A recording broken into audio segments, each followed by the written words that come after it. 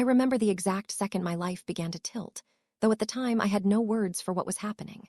It was a quiet Sunday afternoon, the kind where sunlight slants across the living room floor in golden rectangles, illuminating dust motes that drift lazily like tiny dancers.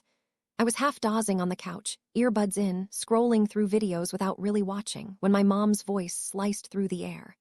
"Wear my lingerie," she said, not as a joke, not as a fleeting suggestion. Just like that, 4 words, casual and almost mundane, but in their simplicity, they hit me like a punch I didn't see coming. I froze instantly, my thumb hovering over the screen, my heart skipping, then stuttering, then hammering as though it had a rhythm of its own. Her eyes were calm, but there was an undercurrent, something electric that I couldn't define. It wasn't just expectation. It was more like an unspoken question, a challenge, a hidden invitation. My mind raced in 1,000 directions all at once, yet none of the words I wanted to say came out. "Mom, I stammered, but my voice sounded distant, as though it belonged to someone else. My chest tightened, my stomach twisted, and a strange warmth began crawling up my neck and into my face. Embarrassment, shame, curiosity, and something unfamiliar that felt almost like excitement, all tangled together, knotting inside me until I felt like I might burst. The lingerie was laid out on the coffee table like a secret waiting to be discovered. I couldn't help looking at it.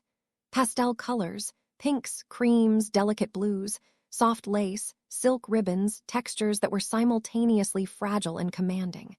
My fingers itched to touch them, to feel the cool softness, the gentle elasticity. I imagined them against my skin, and my body reacted in ways I didn't understand. I wanted to recoil, to push it away and pretend this moment never happened, but another part of me, a quieter, steadier part, urged me forward. That part had been there all along, hidden behind years of self-doubt and conformity, waiting for a signal that it was okay to breathe. I glanced at my reflection in the window. The glass didn't lie. Me, jeans, hoodie, messy hair, ordinary, unremarkable. And yet in my mind I saw something different. Someone lighter, someone softer, someone brave enough to explore a side of themselves I had always buried under layers of shame and routine. My reflection, muted in the afternoon light, looked at me with the same confusion I felt, but also with a flicker of recognition, a whisper of what could be if I dared. I held my breath, uncertain whether I was about to break or to begin. Mom didn't press. She just watched, and that silence was heavier than any question she could have asked. Her eyes softened in a way that made my chest ache, as if she knew more about me than I did myself. And then, as though sensing my hesitation, I found my fingers brushing against the first piece, the bralette. The lace felt alive under my touch, warmer than I expected, delicate but insistent, almost like it was inviting me to step further into a world I'd never allowed myself to enter. My pulse spiked, my palms sweated, and 1,000 competing voices swirled in my head. Is this wrong? Is this selfish? Am I crazy? But under all of that, something else was rising. A strange, undeniable thrill, a quiet joy that whispered, maybe this is who you really are. I set the bralette back down for a moment, trying to calm my racing thoughts, but the image of it against my skin wouldn't leave me. I imagined slipping it on, feeling the soft silk embrace my body, imagining the reflection in the mirror, and my heart surged. There was no fear, not really. Or maybe there was, but it was no longer the paralyzing fear I had felt for years in front of mirrors, in front of friends, in front of anyone who might see the real me. This was different. This was the kind of fear that tingles with possibility, the kind that hums with potential. "Just try it," my mom said softly, breaking the spell of silence. "See how it feels. Don't think too much." There was no judgment in her voice, only a gentle insistence that this was safe, that this was allowed. My hands shook as I lifted the fabric again. I pressed it to my chest, marveling at how something so small could feel so monumental. The lace slid against my skin, and for the first time in as long as I could remember, I felt correct. Not perfect, not finished, just aligned in a way that my soul recognized. A tiny spark lit somewhere deep inside me, and I realized I had been starving for this moment my entire life, though I had never known it. The first touch ignited something else, a flood of memories, fantasies, desires, and fears that I had suppressed. I remembered every time I had lingered in the women's clothing sections of stores, every glance at a dress or a blouse that made my chest tighten, every shameful self-check in the mirror. None of it had prepared me for the reality of touching it myself, of holding it in my hands, of imagining it as part of me. I was trembling, yes, but the tremble was not entirely fear. It was anticipation, hunger, relief, and awe, all tangled together. Mom didn't move. She just smiled, a small, quiet thing that made my stomach flip. She wasn't watching me like a parent scolding a child, nor like a voyeur observing some scandalous act. She was watching me like someone witnessing a revelation, like she had known all along and was simply giving me permission to acknowledge it. That permission, unspoken yet profound, broke something open in me. I wanted to run, to hide, to deny everything, and yet I couldn't. I was already standing at a threshold, and the doorway was lined with lace and silk, with possibility and light. I held the bralette against my chest one last time before setting it aside. My mind raced, alternating between doubt and exhilaration, and I realized something terrifying and exhilarating. I wanted this. I wanted it not because I was rebelling, not because I was curious, but because a part of me that had been silent for years was finally screaming to be heard. And in that moment, I understood that nothing could ever be the same again. Something inside me had shifted, and there was no going back. The first time I actually put the bralette on, I froze in place. My fingers trembled as I lifted it, its lace sliding through my hands like water. I could feel every thread, every tiny imperfection, every stretch of silk against my skin. It was intoxicating in a way I wasn't prepared for. I felt the soft curve against my chest, and my mind screamed in disbelief. This is me. This is really happening. For a moment, I couldn't breathe. The world shrank down to the sound of my own heartbeat, which had suddenly become louder than anything else. I could feel it pulsing in my ears, in my temples, even in my fingertips. My reflection in the mirror caught my attention. The ordinary image I had stared at countless times, messy hair, baggy hoodie, jeans, was gone. In its place, there was someone different, softer, fragile in a way that made me ache, vulnerable but also undeniably alive. I could see the subtle curve of my chest, barely noticeable but undeniable, framed by the lace. I ran my hands over it again, almost afraid to touch, almost afraid to acknowledge that it existed. There was a strange mix of exhilaration and terror swirling through me. I wanted to laugh. I wanted to cry. I wanted to run. And yet I stayed. I stayed because I needed to know. Because some part of me had been waiting for this moment for years, waiting for someone, myself, maybe even my mother, to finally allow it. Mom didn't rush me. She never moved closer, never offered commentary beyond a quiet, patient presence. That silence at first was unbearable, but slowly it became a kind of reassurance. She was giving me permission without words, letting me explore this new part of myself at my own pace. That in itself was revolutionary. I had spent my whole life being told, directly or indirectly, what I could and couldn't be, and now I realized how much I had starved for this kind of acceptance, even if it came from the simplest of gestures. Sliding the matching underwear on was harder. I hesitated at the edge of my bedroom doorway, heart hammering in my chest. I imagined every possible reaction, mine, Mom's, my reflections, and my stomach twisted at the thought. I shouldn't like this. I shouldn't enjoy it. But the truth was undeniable. The second the fabric touched my skin, I felt a shock of clarity, a pulse of recognition that this was not a temporary curiosity. This was something fundamental, something I had been denying all along. I looked down at my body, the way the lace framed my form, the way my skin responded to the gentle pressure, and I felt a quiet, almost sacred sense of connection with myself. I caught my reflection again. It was astonishing how much a simple change in clothing could alter not just how I looked, but how I felt. I had always believed my body was neutral, blank, ordinary. And yet the lace, the fabric, the shift in lines, the way the light hit my skin differently, it all whispered a truth I had ignored for years. There was beauty here. There was softness here. There was me, hidden beneath layers of routine, expectation, and denial, finally emerging into the light. Then came the dress. I had avoided dresses my entire life. They were a symbol of something I had convinced myself I could never claim, a world I didn't belong in. But Mom had chosen one for me, a soft, flowing dress in pale lavender, delicate lace trimming the neckline, the skirt falling gracefully around my knees. Holding it up, I felt a flood of conflicting emotions. I can't wear this. I'll look ridiculous. I'll ruin everything. And yet, another voice whispered, "You've been waiting for this your whole life. Why are you scared?" Slipping the dress over my head was like stepping into another dimension. The fabric settled around my shoulders, hugged my torso, and swayed gently with my movements. My reflection morphed in the glass. Taller, softer, lighter somehow. I couldn't tell if it was the dress or me, or if the two were now inseparable. I moved tentatively at first, each step awkward and unpracticed, then gradually more fluid. The skirt swished against my thighs, the lace brushed against my collarbone, and with every motion, a strange, new awareness took root.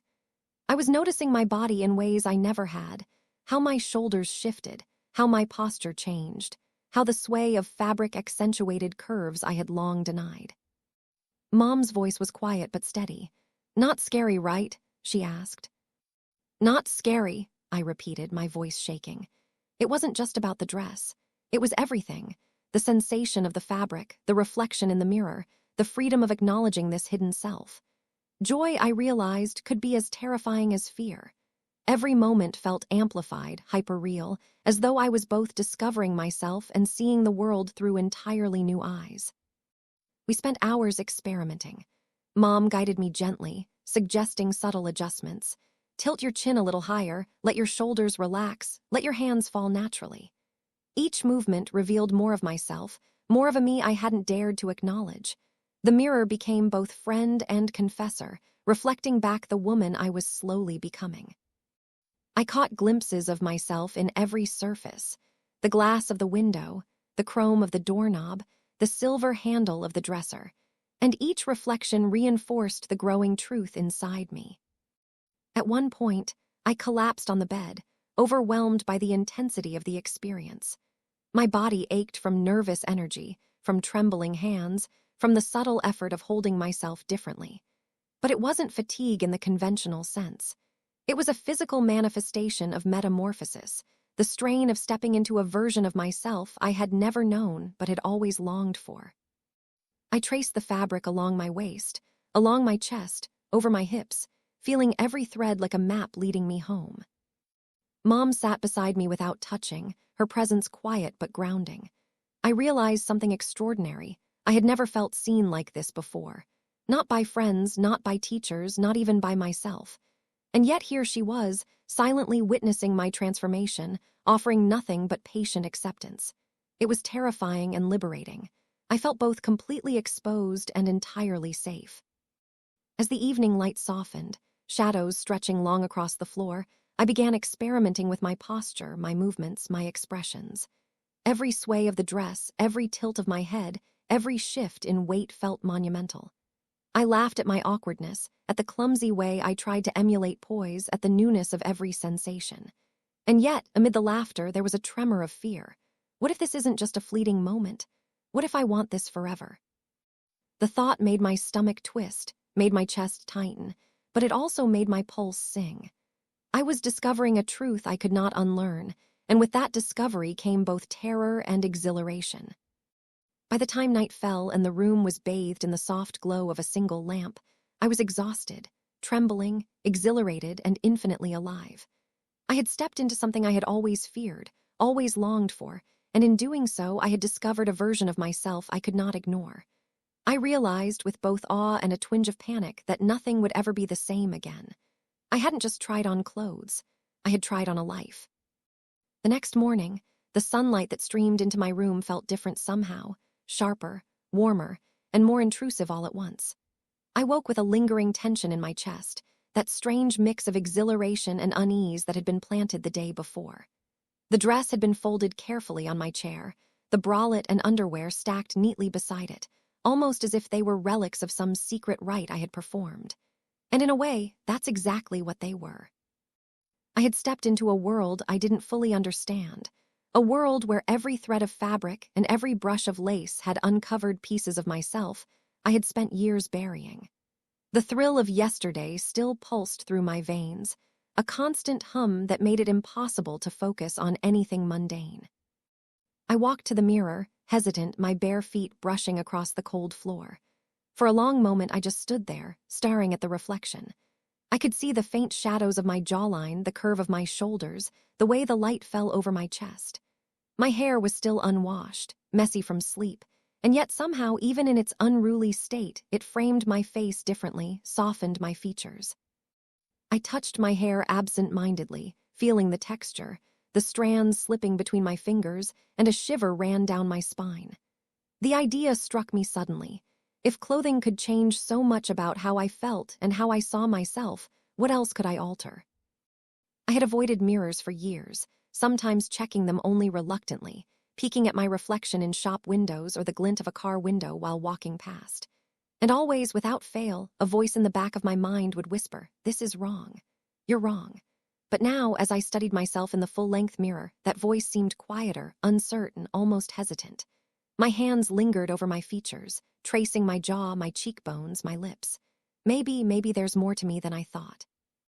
Maybe this is who I am underneath all the fear. And then the thought that had terrified me before surged forward. I want to go further. I want to see what else I can be. I decided to start with my hair. I had always worn it short, practical, easy. I had convinced myself it suited my personality, but in truth, I had spent countless nights imagining it differently. Flowing, soft, framing a face that looked more like the person I secretly longed to be. I grabbed my mother's brush from the dresser, the bristles worn smooth from years of use, and began untangling the knots. My fingers trembled as I worked through the strands, noticing for the first time how heavy and alive it felt. Each stroke brought a new awareness, a sensation of closeness to the person I had only glimpsed in dreams. When I was finally satisfied with the way it fell around my shoulders, I moved on to makeup. I had never worn it before, not seriously, not deliberately. The brushes, the powders, the colors, they all felt alien and thrilling in my hands. I started with a simple swipe of lip balm, then a touch of blush. The mirror reflected a subtle change immediately. My features softened. My eyes seemed larger, brighter, and more expressive. I experimented with eyeliner, cautiously, tracing the lines along my lash line. With each stroke, the reflection became more and more unfamiliar, yet more undeniably me. I could feel a thrill of ownership growing inside me, a sense that I was shaping not just my appearance, but my identity, my sense of self.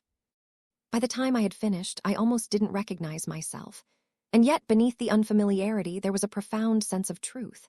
This wasn't a costume. It wasn't a fleeting curiosity. This was me, or at least one version of me I had never dared to meet. My heart raced with excitement, with fear, with awe. I felt vulnerable in a way I had never allowed myself to feel. Vulnerable, yes, but powerful in the intimacy of my own self-expression. Then came the voice. Literally, my voice. I had always spoken in a tone that was practical, neutral, sometimes even harsh, the voice of someone who wanted to be invisible in the world. But now, standing in front of the mirror, I experimented. I spoke aloud, softly at first, listening to the timbre, the resonance. I altered the pitch slightly, softened the edges, allowed a melodic lilt to color the words. The effect was subtle but startling. The voice I heard didn't belong entirely to the person I had been yesterday. It was lighter, gentler, more fluid, carrying a new confidence I hadn't known I possessed. I practiced for minutes, repeating phrases, experimenting with cadence, each attempt revealing more of the person inside me, coaxing her into the light. I was lost in the process when my mom appeared quietly in the doorway. I jumped slightly, startled, forgetting for a moment that she was there. She didn't comment immediately, just watched with that same quiet patience that had sustained me from the start. There was something almost sacred in the way she observed, not judging, not commenting, simply allowing me to explore. I met her eyes in the reflection of the mirror, and I felt a wave of gratitude and fear all at once. "You're really different," she said finally, her voice soft, almost hesitant. "I know," I whispered, my fingers tracing the line of my jaw again, my heart hammering. "I feel different too, but I don't know how to be this person yet." Her eyes softened and she smiled. "Then take your time, there's no rush, just be." And that's exactly what I did. The next hours blurred together. I moved through my room like an explorer in a new world, testing different outfits, hairstyles, postures. I experimented with clothing textures, the way silk moved against skin, the gentle drag of fabric against my hips. I tilted my head, raised my shoulders, stepped sideways, and spun in front of the mirror, noticing how each motion revealed something new. My reflection became a kind of dialogue, each glance a question, each movement a tentative answer. I began imagining interactions with people outside the room. I rehearsed walking past neighbors, classmates, strangers on the street. Each imagined scenario brought a flurry of anxiety. They'll stare. They'll laugh. They'll know I'm pretending. But alongside that fear, there was a persistent undercurrent of desire, a pull toward authenticity. I wanted to step outside this room, into the world, as the person I was becoming. The thought alone made my stomach twist in nerves and anticipation. Hours passed. I practiced my voice again, carefully, experimenting with inflection and rhythm. I practiced smiles, subtle tilts of the head, ways of holding my hands. Each detail mattered. Each nuance of posture, gesture, and expression felt like a piece of a puzzle I had only begun to understand. And as I worked, as I experimented, as I faltered and corrected myself, I began to notice a shift in my internal dialogue. The old voices, the ones full of shame, of self-loathing, of fear, started to recede. They didn't disappear, but they became background noise. The new voice, soft, curious, brave, grew louder, insistent. I collapsed onto my bed late in the evening, exhausted but exhilarated. My reflection in the mirror, lit by the soft glow of the lamp, stared back at me, and I felt a strange, almost sacred recognition. This was me, or at least a part of me that had always existed, waiting for acknowledgement, waiting for the courage to emerge. My body was no longer just mine in the way I had known it. It had become a vessel for something deeper, something that had always been quietly screaming for attention. And for the first time, I allowed myself to acknowledge it, without fear, without apology. The transformation wasn't just external. It was internal, spiritual, emotional. Each brush of hair, each stroke of makeup, each alteration in posture was a declaration. I exist, I am real, I am worthy. And while the fear lingered, the fear of judgment, the fear of stepping into a world that might not accept me, the exhilaration was stronger. I had tasted authenticity. I had glimpsed the person I was meant to become. By the time I finally stood before the mirror one last time that night, I realized something profound. I wasn't just transforming my appearance. I was transforming my life, my self-perception, the very way I related to the world. And while I didn't yet know where this journey would take me, I understood that the first step had already been taken, and there was no turning back. The next morning arrived with an almost cruel brightness, sunlight spilling through the curtains like it had secrets to expose. I woke slowly, my body still humming from the intensity of the previous day's revelations, from the hours I had spent transforming myself in front of the mirror. My muscles ached in strange ways, subtle reminders of the tension I hadn't realized I'd been holding. And yet there was a lightness, too, a buoyancy that made my chest lift with each breath.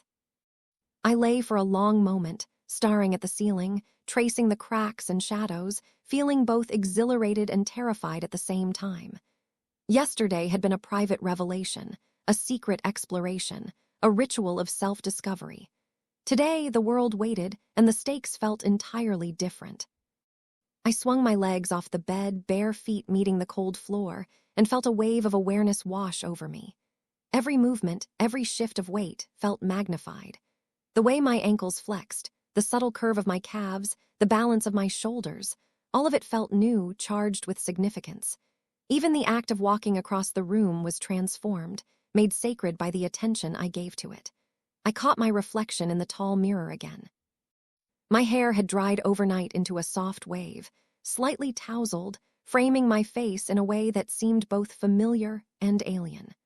The subtle contours of my cheeks and jaw caught the morning light, the faint blush of sleep giving me a softness I had never allowed myself to see.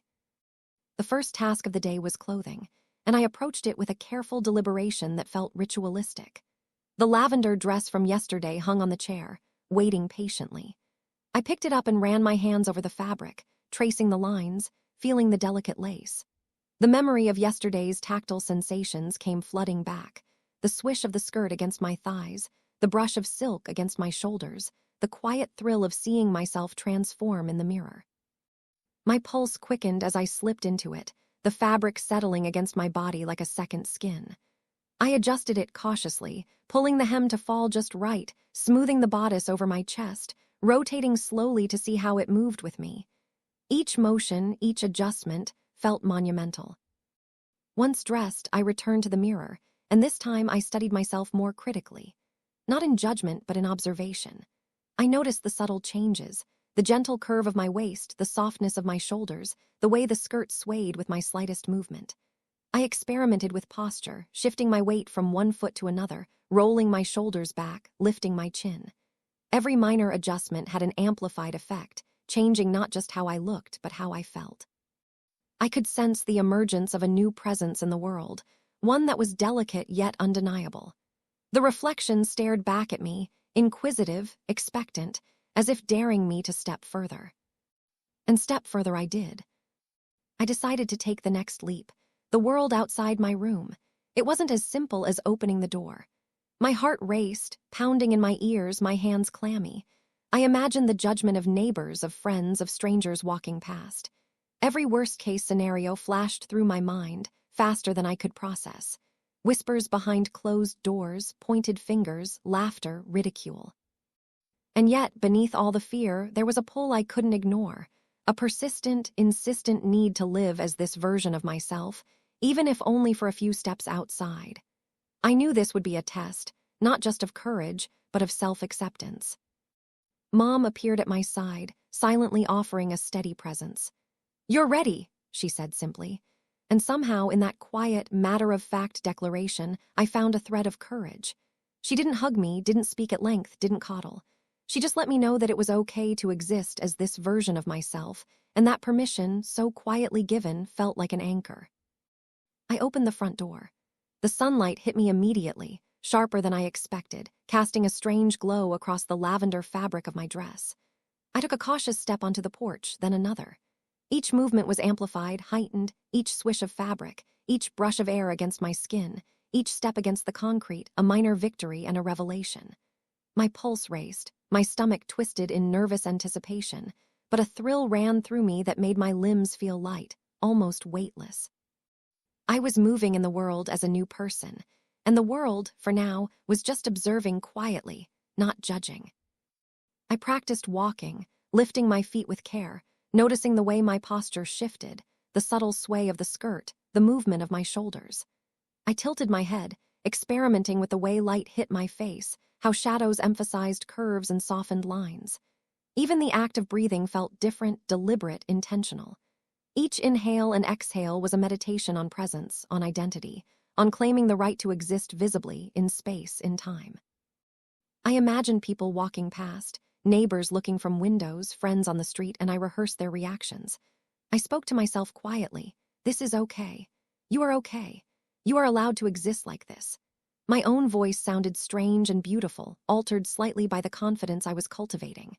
It carried a softer, lighter tone, melodic in a way I had never allowed it to be before. I repeated small phrases aloud, experimenting with cadence, with rhythm, with softness.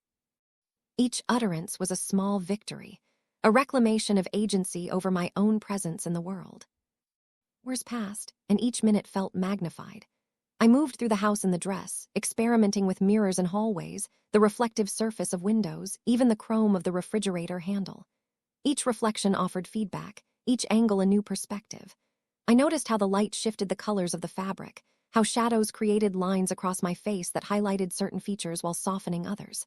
My body became a landscape to explore, every curve and gesture deliberate, conscious, meaningful. Then came social interaction, first via the phone, a cautious text exchange with a friend. My fingers shook as I typed, imagining how my words would be read, how the imagined recipient might respond. And yet I allowed myself a small thrill, the possibility of being understood, of being acknowledged, of being seen. Even in this small, seemingly mundane act, there was courage and revelation. I moved to the living room, the sun now lower in the sky, casting golden slants of light across the floor. Mom watched quietly from the kitchen, her presence a steadying force as I experimented with gestures, expressions, and speech. I practiced small smiles, subtle nods, the tilt of a head, the raising of an eyebrow. Each motion was exaggerated at first, then refined, internalized, until it began to feel like second nature. I was learning how to inhabit my body in a new way. How to convey presence without words, how to communicate identity with posture, expression, and subtle movement. By mid-afternoon, I was both exhausted and exhilarated. My body ached in places I hadn't realized it could ache, but the sensation was different. Less a warning, more a reminder that I had been holding myself in unnatural tension for years. I moved carefully, intentionally, aware of each muscle, each joint, each line of movement. The mirror reflected a person alive in a way I had never allowed before. She was tentative, awkward, uncertain, yes, but undeniably present. And yet fear remained. Fear of being discovered, of being judged, of being misunderstood. Fear that this exhilaration was temporary, that the courage I had cultivated would evaporate under scrutiny. I wrestled with these anxieties, allowing myself to feel them fully, numbing them, examining them, challenging them. And slowly, a strange equilibrium emerged. Fear and courage, anxiety and exhilaration, doubt and discovery, all coexisting in a delicate, trembling balance. By evening, I realized I had spent nearly the entire day in a state of heightened awareness, experimentation, and self-exploration. I had walked through the house, moved through space differently, practiced voice, posture, and gestures, and even attempted social communication. I had tested boundaries, both internal and external, and each step had revealed something new, subtle, and powerful about myself. As night fell and the house grew quiet, I returned to my room, exhausted but profoundly alive. I stood before the mirror one last time, studying the reflection in detail.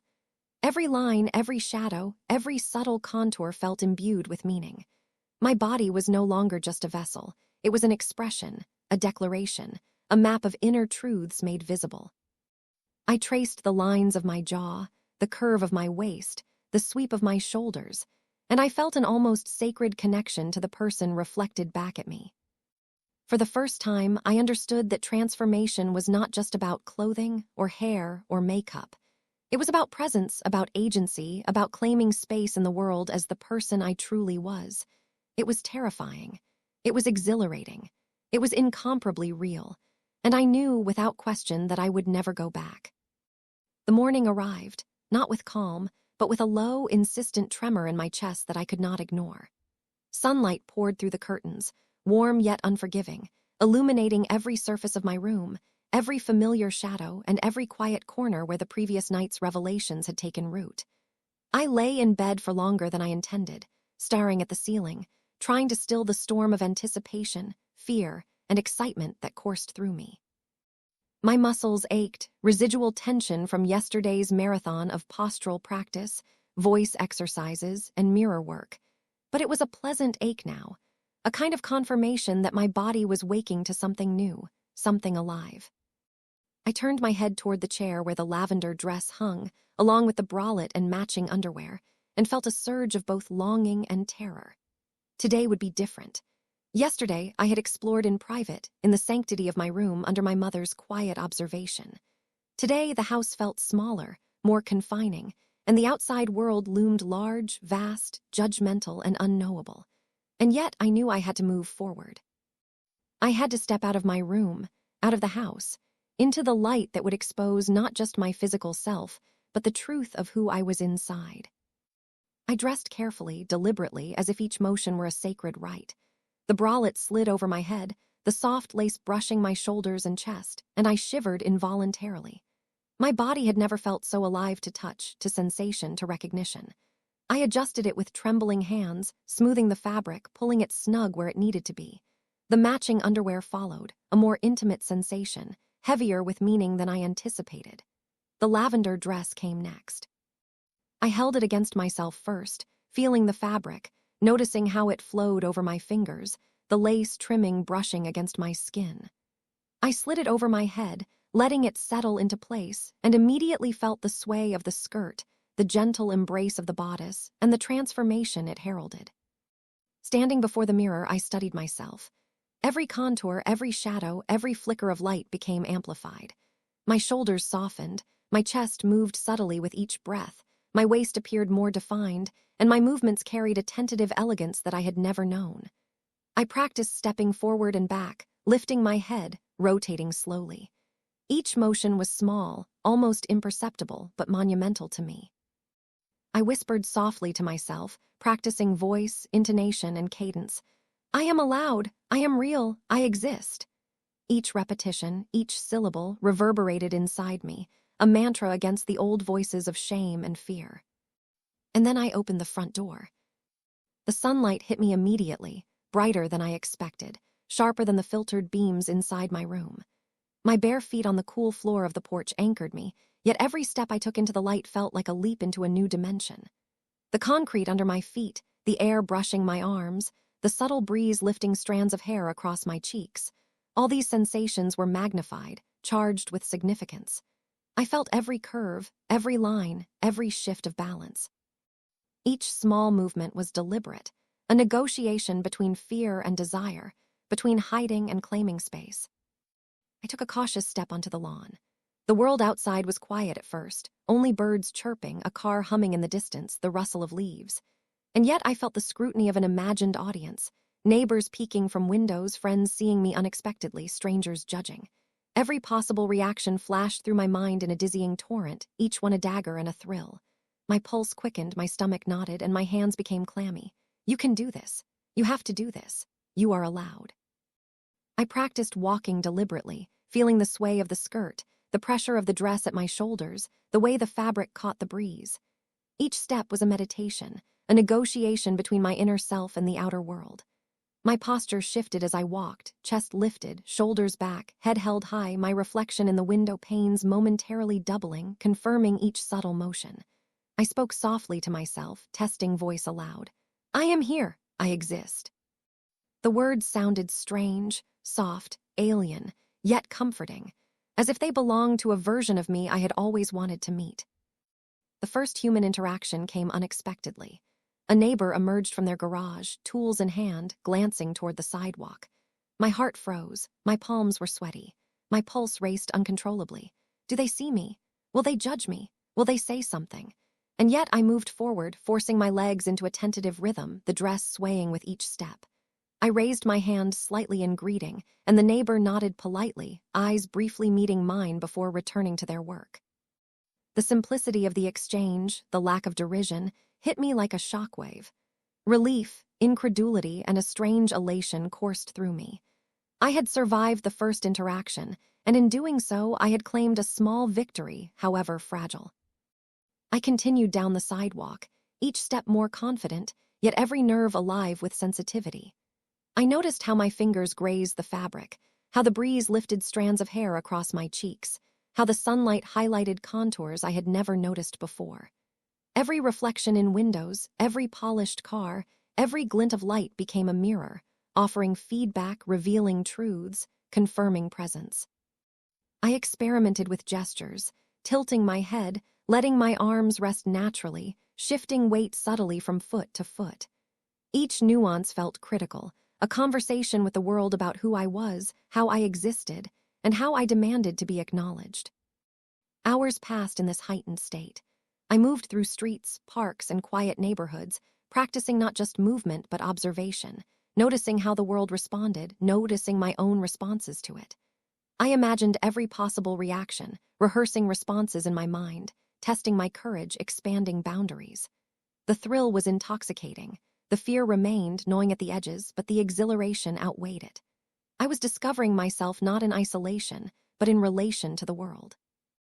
By mid-afternoon, I found a quiet bench in a park and sat, letting the sunlight warm my skin. I closed my eyes and breathed deeply, feeling every muscle relax, every tension dissolve. For the first time, I allowed myself to feel fully. The joy of existence, the terror of exposure, the profound relief of being acknowledged, even if only by myself. The park was alive with the hum of distant activity, dogs barking, children playing, the soft rustle of leaves. And I realized that each sound, each movement, each shift of light was a part of my experience, amplifying my awareness, deepening my presence. I took out a small notebook from my bag and began to write, documenting every sensation, every emotional spike, every fleeting thought. My handwriting was uneven, shaky, but the words mattered. I am real. I am allowed. I exist. I survived my first steps in the world. Each sentence felt like a lifeline, a tether to the truth of myself, a record of the courage I was cultivating. Evening approached, and shadows stretched long across the park. I stood, stretching my arms and back, feeling the fabric of the dress brush against my skin, the cool air against my exposed arms. I realized that each motion, each deliberate movement, each carefully measured gesture had transformed not just my appearance but my perception of myself. I was no longer merely existing. I was performing, exploring, expressing, discovering. Each step outside had become a ritual, a test, a lesson in presence and self-acceptance. As I returned home, the sun setting behind houses and trees, painting the sky in hues of rose and gold, I felt a profound exhaustion and exhilaration. My reflection in the windows along the sidewalk caught me repeatedly, offering both reassurance and challenge. I realized that today I had done something monumental. I had stepped out of my room, out of my comfort, into the world as a version of myself I had always dreamed of being. And in doing so, I had begun a process I could never undo. At home, I collapsed onto my bed, trembling with fatigue and triumph. My body ached in every muscle, but the ache was different now, a reminder of effort, of courage, of transformation. I stared at the ceiling, eyes wide, thoughts racing. I had faced the world, and the world had not broken me. I had navigated fear, anxiety, anticipation, and subtle social scrutiny, and I had emerged intact. And yet, I knew that tomorrow would bring new challenges, new encounters, new tests. But tonight, I allowed myself to simply be. The morning arrived with a stillness that felt heavier than usual, as if the world itself had paused to watch me. I lay in bed for longer than I should have, staring at the ceiling and tracing the familiar cracks, letting my mind wander through the landscape of the past few days. The tremors of anticipation, the sharp surge of fear, the dizzying rush of exhilaration, the quiet victories of discovery. Each memory pressed against me, heavy and soft at the same time, like waves against the shore that refused to break fully, leaving ripples in their wake. Today was the day I would go further than ever before. Not just outside my home, not just walking along familiar sidewalks, not just practicing posture or voice or gestures, but truly engaging with the world, with strangers, with situations I had always imagined but never dared to face. I could feel my pulse hammering as I sat up, bare feet brushing the floor, muscles still tense from yesterday's exertion. Every fiber of me was alive with both terror and possibility. I dressed with meticulous care, each movement ritualistic, deliberate. The lavender dress, now familiar in its texture, slid over my head. I adjusted the lace, smoothed the fabric, noticed how the bodice fit snugly yet gently, how the skirt swayed with my every motion. The bralette beneath provided the familiar warmth of acknowledgement, of self-recognition, of transformation made tangible. I brushed my hair into loose waves, letting it fall naturally across my shoulders, framing my face in a way that was both tentative and bold. I applied a subtle touch of makeup, blush, a trace of eyeliner, a hint of lip balm, careful not to overdo it, but precise enough to accentuate what felt like the truth of myself. I moved to the mirror, standing fully erect, shoulders back, chin lifted slightly. I examined myself, observing not just the reflection but the person in motion, the subtle sway of hips, the way the light caught my hair, the faint smile that appeared as I studied my own features.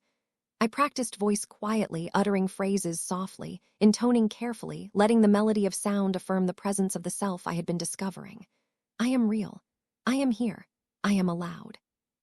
The front door opened, and I stepped into the light with deliberate care. The world outside seemed both ordinary and alien, familiar and charged with possibility.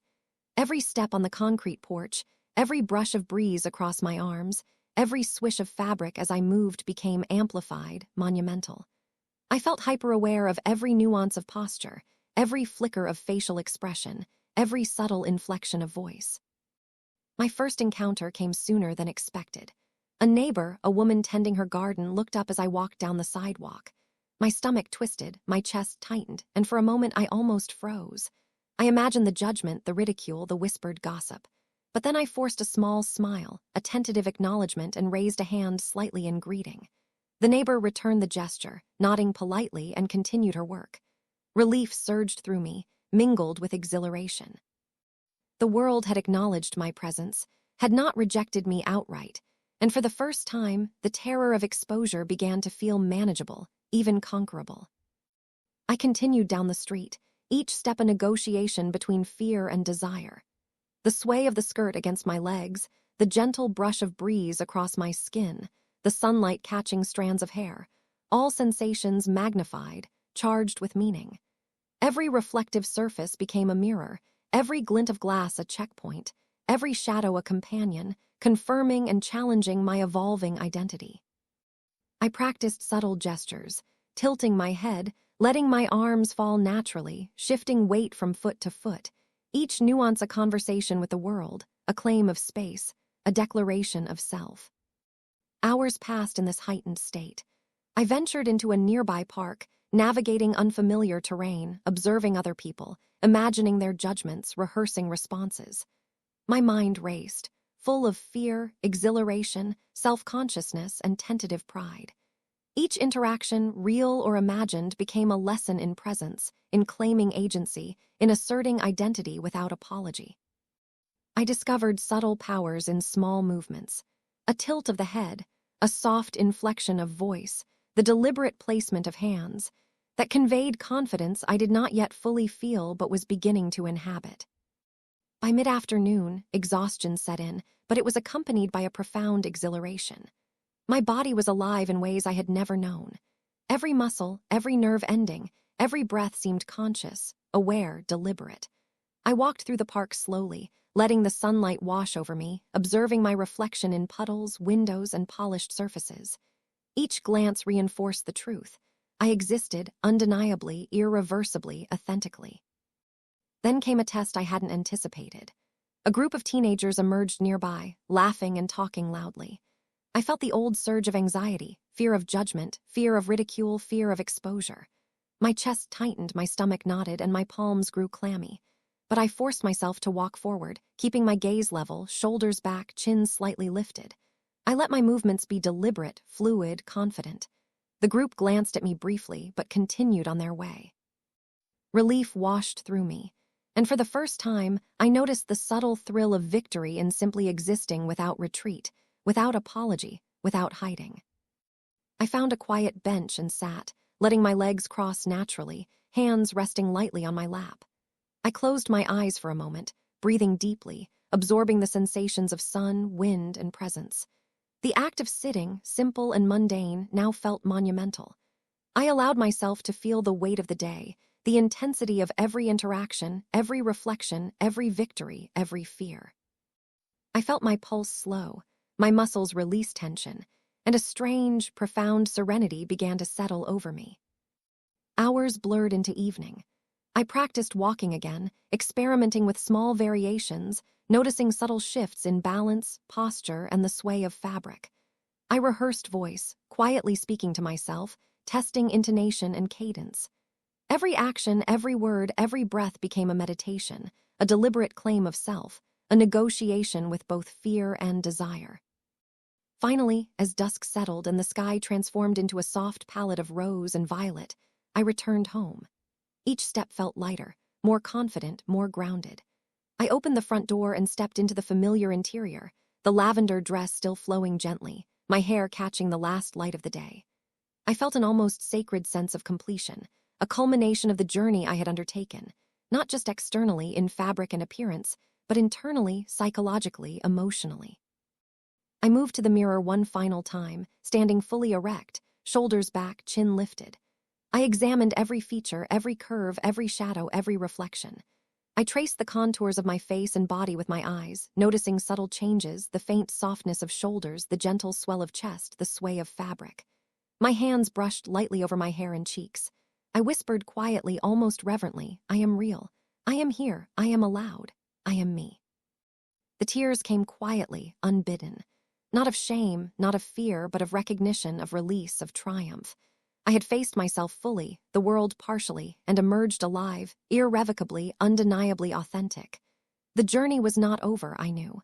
There would be new challenges, new fears, new revelations. But for the first time, I understood what it meant to inhabit my own life without apology. I sank onto my bed, exhausted, trembling, exhilarated, and infinitely alive. My reflection in the window caught me one last time that night, a soft, glowing silhouette framed by the dim light of the room. And for the first time, I smiled fully, completely, without hesitation or doubt. I had walked through fear, through judgment, through uncertainty, and I had claimed myself in ways I had never imagined.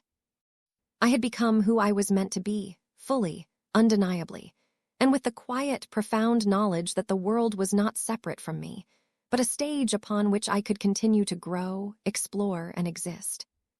And in that quiet, sacred moment, I realized something eternal. The transformation was not just physical, not just visual, it was everything. It was my heart, my mind, my soul, my voice, my presence. I was not pretending. I was not hiding. I was alive, fully, truly, and unapologetically me.